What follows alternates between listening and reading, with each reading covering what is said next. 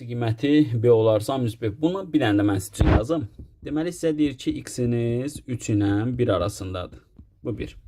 Buradan da kvadrat ayıranda bu da x minus 2'nin kvadratı plus 2'dir. Kvadrat ayıranda.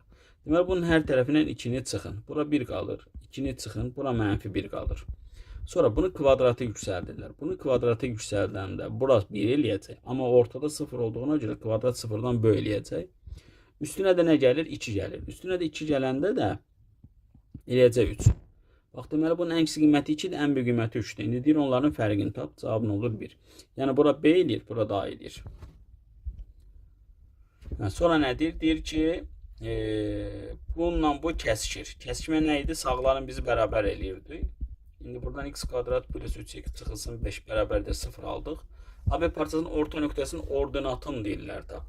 Yəni siz y-ləri tapacaqsınız. Orta nöqtə necə tapılır?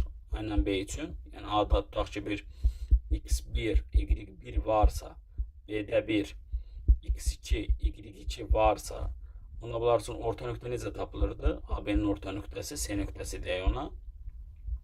Necə tapılırdı? X-ləri toplayıb bölürdü 2-yə, y-ləri toplayıb bölürdü 2-yə. Bax, məqsədimiz buydu. İndi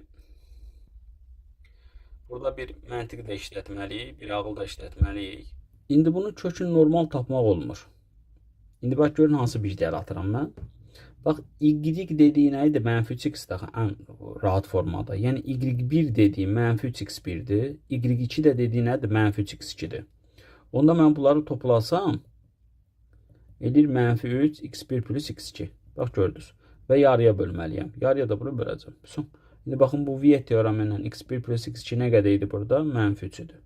Gətirin yerinə qoyun. 9 bölünsün 2. Bu da nə qədərdir? 4,5.